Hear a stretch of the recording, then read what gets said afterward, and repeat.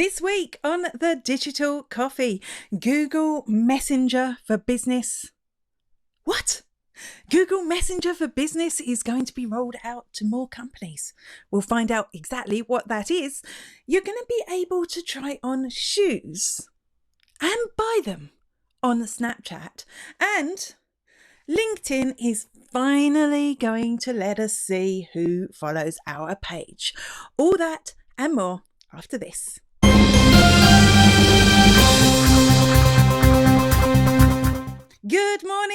Good morning, and welcome to the Digital Coffee. This is your weekly dose of digital marketing and social media news for small business. My name is Amanda Webb. Do your customers care about civil rights issues? Do you even know, do they care about civil rights issues? It's an interesting one, isn't it? And if they do they care where you spend your advertising money? And the reason I ask this is because this is July. And a lot of big businesses have pledged to withhold their advertising spend on Facebook because of Facebook's reaction to civil rights issues and hate speech. Now, it's hard to get a real clarity on this issue, but it seems that unlike Twitter, Facebook has been allowing tweets from politicians, one particularly famous politician, if you were to think of a big American politician, that's the one, has been posting the normal kind of bizarre things to Facebook. And unlike Twitter, they haven't labeled them as maybe being misleading, maybe being hate speech, which they're leaving up because he's obviously a very powerful politician.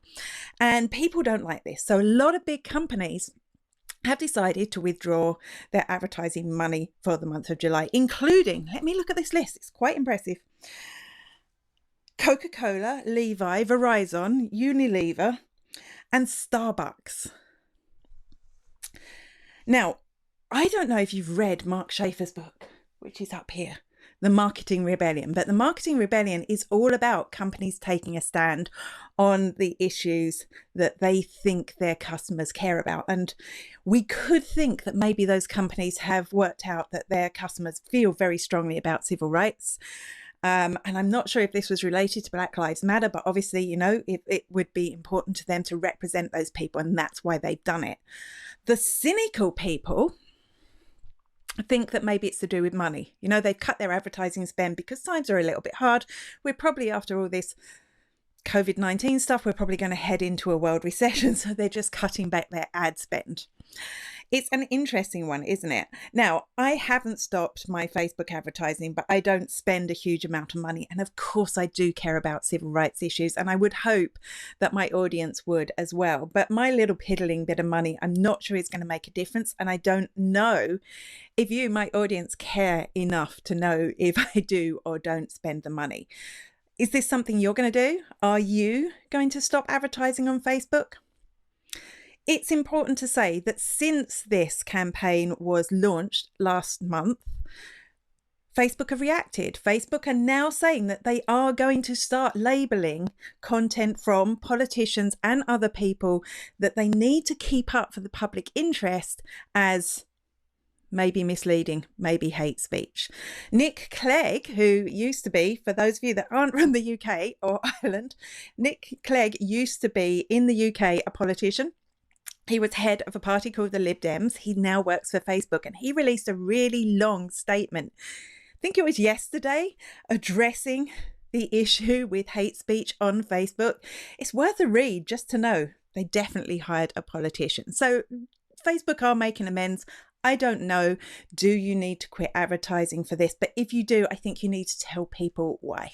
Over the last few years, more companies like Firefox and Apple have been blocking website cookies by default. So that means that when somebody visits your website, if you've got the Facebook Pixel installed, we don't know about it because it's blocked. And this is a problem, obviously, for us as advertisers and for Facebook itself, because one of the beauties of Facebook is that you can use the pixel to retarget people who visit your website. You can collect an audience of people who visited your website, who visited your product or services or sales pages on your website but haven't bought. And those sort of ads are so effective. But as more and more of the internet just becomes, I'm going to call it dark, because we can't see who's visited our site, there's a dilemma. How are we going to be able to know who's visited our website? How are we going to effectively use our advertising money to get people to buy from us? Because obviously, if somebody has been to our website and knows us already, they're more likely to buy. Well, this week, Facebook has launched some new custom audiences for advertising. And custom audiences are audiences built of people who know who you are, who've taken some sort of action traditionally on your website, or maybe something they've done on Facebook, like watch a video or engage with your Facebook page. And these new ones are to do with those new shops. You remember those shops they launched probably about a month ago now, and we were all vaguely excited at the time. Well, now these custom audiences launched this week, I have them, are going to relate to the actions they've taken on your Facebook and your Instagram shop, much like you could on your website. So when you go in to create audiences within Ads Manager on Facebook, here it is, shopping. That's brand new. That wasn't there before. That's brand new. So as well as that, when you click into that, you will have the option to target people who visited your Facebook or Instagram shop, people who have put something in a basket in your Facebook or Instagram shop, and people who have purchased from your Instagram or Facebook shop. Now, this is exciting in one way, because we're not going to lose all those people who block cookies, because this action takes place on Facebook.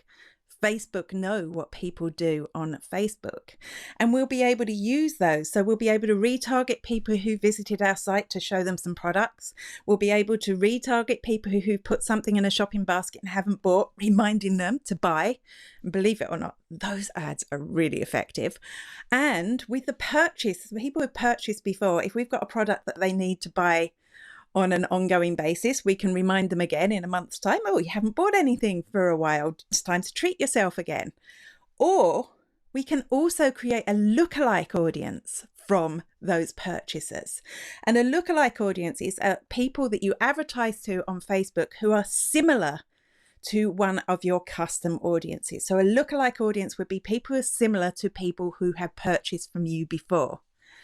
And I've always found those audiences to be hugely effective. So it's exciting, right? It's great. Now I understand why they made such a big splash about shops, because we're going to be able to integrate everything into it. We don't have to worry about all the sites that are blocking the Facebook pixel. But of course, there is a downside. All of this is happening in Facebook world.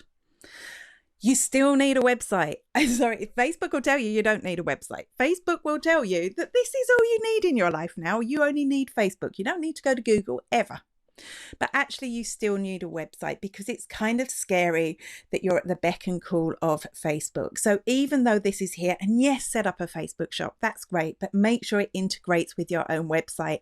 I know it has some great integrations with Shopify and other e-commerce platforms, probably WooCommerce, and some of the others will come on board too. So just a warning, it's fabulous, but it's not that fabulous. LinkedIn really wants us to use company pages. It really wants us to use them. They've really been pushing out new features into company pages.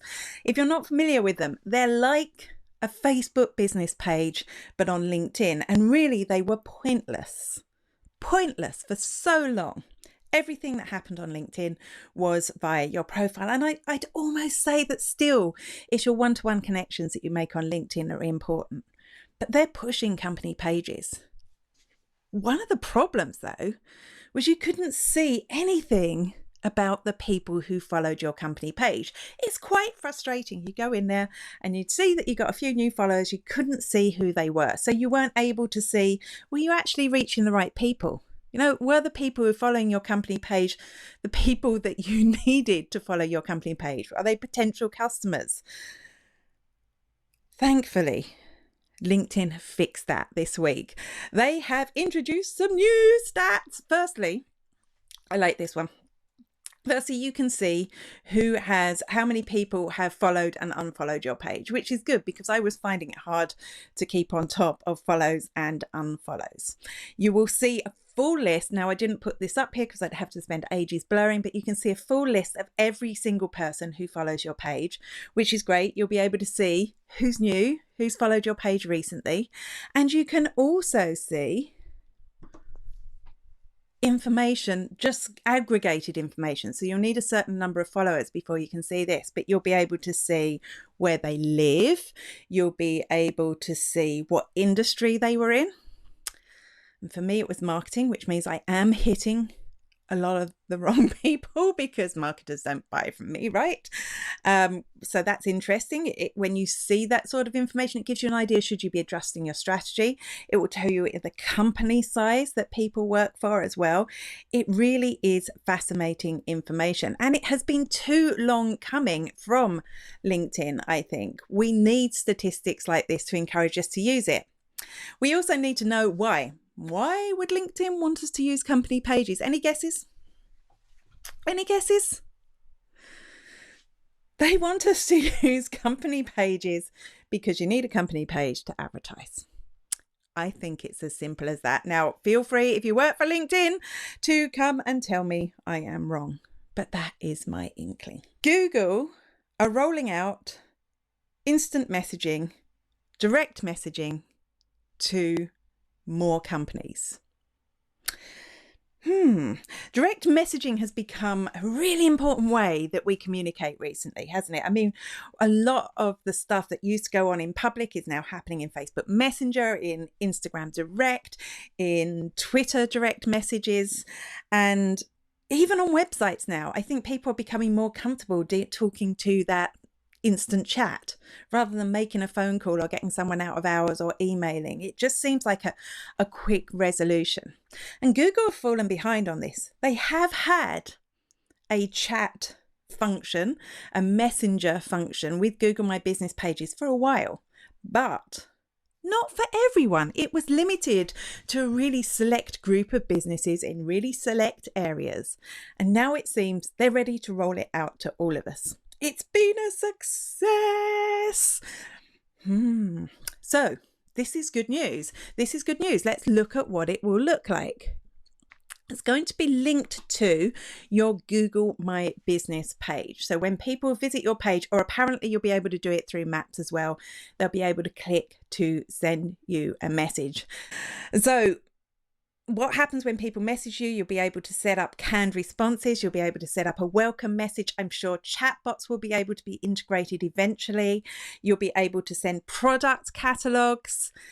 It looks like it's going to be huge, and I can see it being huge because I don't know about you, but specifically when I'm traveling, I will look for places to eat, places to stay using Google Maps, and that brings up Google My Business listings. So this way I'll be able to book a table direct, or maybe make a reservation direct by talking to someone. I like this. I can see it being huge.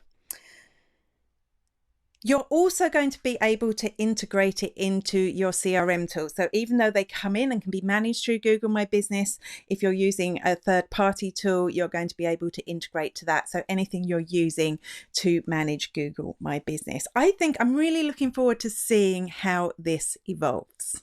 Remember when all you had to do to get a product that you sold onto Google was to do a little bit of SEO? Do you remember those days? Of course, e-commerce is becoming huge now. So even if you were managing to rank on page 1 of Google for a product, which would be tough, it's going to be tougher. There's more competition coming in every day. When I was in Dublin yesterday, I walked into a health food shop to buy some fancy tea, and the woman was sitting in the middle of the shop with her laptop onto a web developer right then and there. Everyone is going online, which means more competition. There's lots of things in the way as well of getting to, even if you manage to rank number 1 on Google, you might not be at the top of the page because you have ads, and then you have these like product carousel things, and then you have like knowledge boxes like, what is this? And it will tell you. People also ask. Sometimes that can get pushed way down to page 2, even if you ranked number 1. Google are launching in the US only a new way of displaying products organically. You will not have to pay for this, but I do think you need to be in their ads program. You need to be in their merchant center with a catalog. But what's going to happen is when somebody searches for a product, when they see it, they'll get the knowledge box with pictures of the products and information about the products and how good it is. And then underneath, they'll get links to where they can buy it, which means if you do your SEO right, you could appear in those links, which is how we expect Google to work. I was excited about this, and then I was like, no, like when I want to go on Google, I want to search for a product I want to see. It's still a knowledge box. That's what they call a knowledge box. I do think it's kind of interesting because it works exactly the same way. If I search for hairdressers in Athy, which is the town I live in, you would get that knowledge box with a list of the hairdressers underneath. I think it's going to work in a similar way. And I do like the way it's kind of reinstating organic search at the top of the feed. So I'm in mixed minds about it, but I do think it could be a good thing for businesses in the future. What if you could try on shoes from a shoe shop without leaving your house, without worrying about, like we all do at the moment, hygiene? You know, am I going to catch a disease? Without having to stand around, because for me, this is the worst bit, and wait for the person to go and root around the back to see if they've got them in my size. Wouldn't it be good if you could just do that? Well, we are one step closer to that happening, because this week, Snapchat and Gucci got together to create a lens that you can use in Snapchat, an augmented reality lens, when you can try on some Gucci running shoes. Yeah, like I can afford that. But you can also buy direct from that lens. So if you try them on and you like them, you just click a button and you buy. Now, this is new. You were always able to try things on. They did it with glasses, I think, a while ago, and now they're looking at your feet as well as your eyes. But buying directly from this, it's a new interactive type of ad.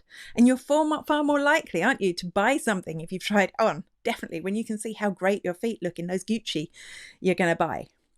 This is for big business, obviously. You know, not everyone's going to be able to develop an augmented reality lens with Snapchat, but it got me thinking that this could be the perfect solution to people going to shops less. If we can offer these AR experiences where people can try before they buy, it could be a real boost to small businesses. And with that in mind, I knew you could do this with glasses. I went onto a few websites that 3D modeled my face, told me what glasses would suit me, and even picked out a few styles for me this week. This is the future of e-commerce, and I find it exciting. Do you? Up until recently, and by recently, I mean 2 days ago, I would have said, no, don't use hashtags on Facebook. They're completely pointless. They scare off viewers. There's been studies that show they don't actually increase your reach.